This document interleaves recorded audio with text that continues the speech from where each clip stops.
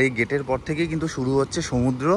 এই ওপরটা থেকে পুরো এই ভিউটা পাওয়া যায়। আমার 650-তে যদিও একটুখানি অ্যাগ্রেসিভলি বসতে হয়, সেই হিসাবে কিন্তু ডমিনার খুবই কমফোর্টেবল।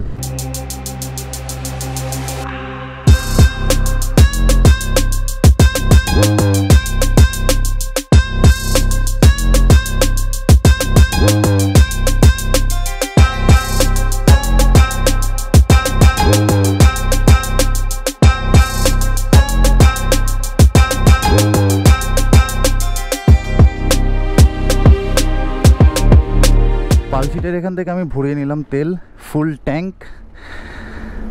चलो এবার বেরোনো যাক। रंजय नाम बताए ना आप?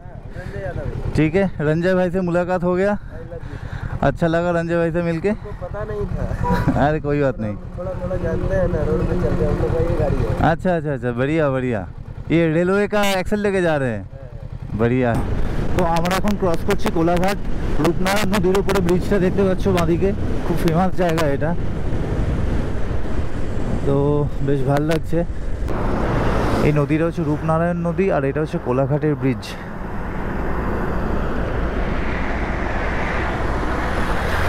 সামনে চায়ের দোকান থেকে দাঁড়াই একটা। কোলাঘাটের আনন্দ রেস্টুরেন্টে ব্রেকফাস্ট করার পর আমরা এখান থেকে বেরোচ্ছি। অলরেডি বেজে গেছে 12টা, অনেকটাই দেরি হয়ে গেছে, তো তাড়াহুড়ো কিছু নেই, আস্তে আস্তে যাবো। এখানে আমাদের বাইকগুলো দাঁড় করানো আছে, আমার 650 আর সায়নের ডমিনার। তো চলো, যেতে মোটামুটি 2-2:30 তো বেজেই যাবে। ডান দিকে দেখতে পাচ্ছ শেরি পাঞ্জাব হোটেল। আর আমরা অন্য সময় যখন আসি ডান দিকে ওই এক্সপ্রেস ফুড প্লাজাতে আমরা প্রতিবার খাওয়া দাওয়া করি, কিন্তু এইবার আমরা দাঁড়িয়েছিলাম বাঁ দিকে। আজকে ওয়েদার এমনি ক্লাউডি আছে, বৃষ্টি হওয়ার চান্স আছে, বাট এখনো অবধি বৃষ্টিটা নামেনি, ভালো হয়েছে।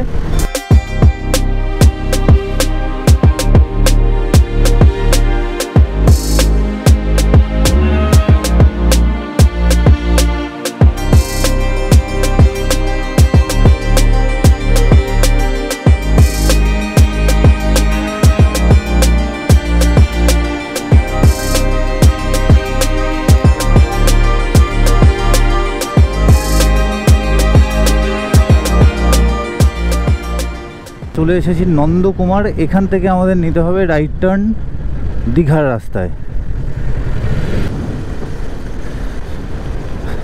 আগেও যতবার দীঘা গেছি এই সেতুটার কথা আমি বহুবার বলেছি, তো খুব সুন্দর লাগে এই জায়গাটা। এই নদীটার নাম আমাকে বলেছিল এখানে যারা ভাইয়েরা থাকে, যারা আমার সাবস্ক্রাইবার, তারা কমেন্ট করে জানিয়েছিল আমাকে এই জায়গাটার নাম, এই নদীটার নাম, কিন্তু এই মুহূর্তে আমার মনে নেই। তো জায়গাটা খুব সুন্দর জায়গা। মন্দারমণি ঢোকার আগে এখন কাকিমার কাছে ডাব খেলাম, ডাবগুলো খুব টেস্টি ছিল। এরপরে আমরা এখান থেকে বাইক এক্সচেঞ্জ করছি। সায়ন চালাবে আমার 650, আমি চালাবো সায়নের ডমিনার। এখান থেকে মন্দারমণির রাস্তা খুব একটা বেশি নয়, 30-40 কিলোমিটার মতো হবে। চলো, আশা করি আর 1-1.5 ঘন্টার মধ্যে পৌঁছে যাবো, হয়তো 1-1.5 ঘন্টা আবার লাগবে না। গিয়ে প্রথম যে কাজটা করবো সেটা হচ্ছে সুইমিং পুলে ঝাঁপ। এখান থেকে আমি চালাবো সায়নের ডমিনারটা। ডমিনার আমি খুব বেশি চালাইনি, আর লং ট্রিপে তো একদমই চালাইনি। তো চলো দেখা যাক এই রাস্তায় ডমিনার চালিয়ে কেমন লাগে। ডমিনার কিন্তু খুবই কমফোর্টেবল।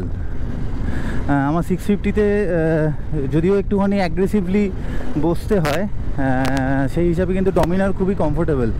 মানে একদম রিল্যাক্স হয়ে বসে গেলাম, মানে মনে হচ্ছে কোনো একটা সোফার মধ্যে বসে গেলাম।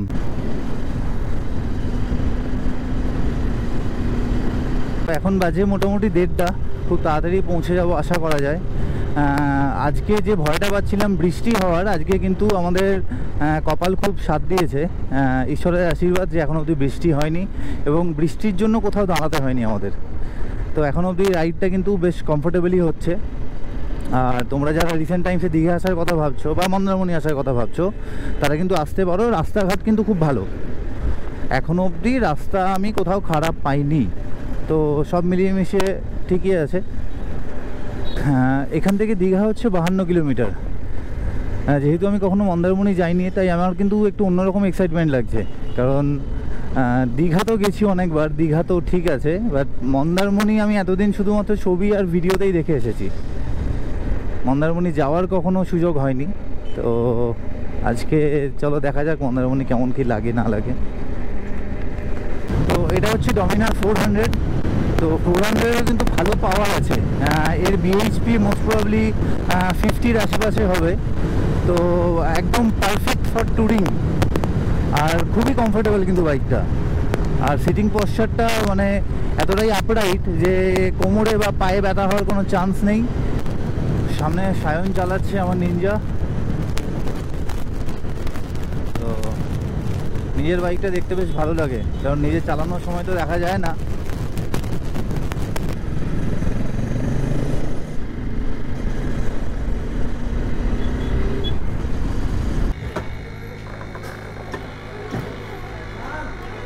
বলছি মন্দারমণি কত কিলোমিটার হবে?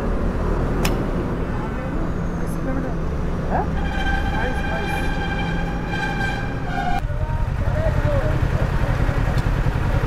ঢুকে গেছি হচ্ছে মন্দারমণির রাস্তায়।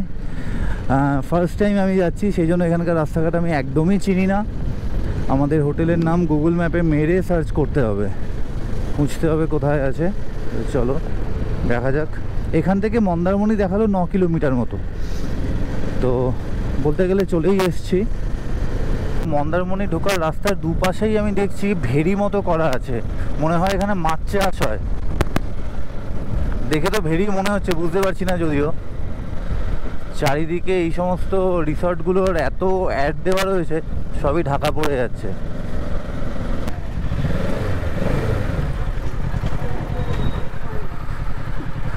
রিসেপশনটা কোন দিকে? বুকিং আছে, বুকিং আছে। এটা হচ্ছে মন্দারমণি মেন রোড, আর এর পাশেই হচ্ছে অ্যাকোয়া মেরিন ড্রাইভ ইন। ওখানে আমার বাইকটা রাখা আছে। আর এই রিসর্টটার সব থেকে প্লাস পয়েন্ট যেটা, সেটা সোজা দেখা যাচ্ছে একদম। ওই যে গেটটা দেখা যাচ্ছে দূরে, ওই গেটটার পরেই হচ্ছে সমুদ্র।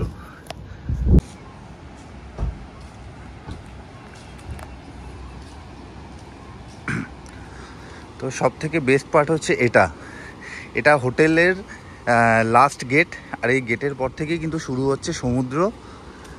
আর এই ভিউটা এক কথায় জাস্ট অসম। মানে সিরিয়াসলি বলে বোঝানো যাবে না যে এই জায়গাটা কতটা সুন্দর দেখতে লাগে। এটা হচ্ছে লাস্ট এই গেট, এইদিকে হচ্ছে রিসর্টটা পুরো। এখানে বসার জায়গাগুলো আছে। তো এরপরেই শুরু হচ্ছে বিচ। এই গেটটা দিয়ে বেরোলেই বিচ। দেখতে পাচ্ছ বিচটা কতটা সুন্দর,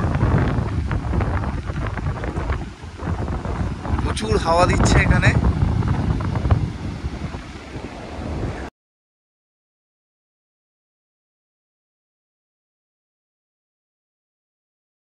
তো দেখতে পাচ্ছ এখানে আছে পুলটা, খুব সুন্দর রিসর্ট এটা, এবং খুব রিজনেবল প্রাইসের মধ্যে এটা পাওয়া যায়।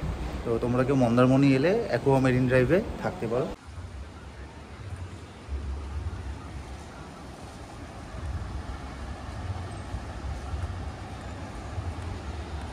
অ্যাকোয়া মেরিন ড্রাইভ ইনের এইটা যেটা দেখছো, সেটা একটা ক্যাফে। আর ওপর থেকে ভিউটা ট্রিমেন্ডাস, মানে এতটাই সুন্দর লাগে। এই ওপরটা থেকে পুরো এই ভিউটা পাওয়া যায়। তো দারুণ সুন্দর লাগে দেখতে। মানে তোমরা এখনই দেখতে পাচ্ছ, মানে সমুদ্রের ঢেউগুলো কি সুন্দর লাগছে, এবং জলটা আস্তে আস্তে আরও এগিয়ে আসছে এইদিকে। এখানে বসার জায়গাগুলো করা আছে, রিক্লাইনারগুলো। আর ওটা হচ্ছে মেন বিল্ডিং। এখানে কয়েকটা কটেজ আছে, আর এটা হচ্ছে ক্যাফে। এটা হচ্ছে অ্যাকোয়া মেরিন ড্রাইভ ইন। আর এখানে সায়নকে দেখো, এখানে সব বয়সটা কমে গেছে, এখানে বসে দোল খাচ্ছে।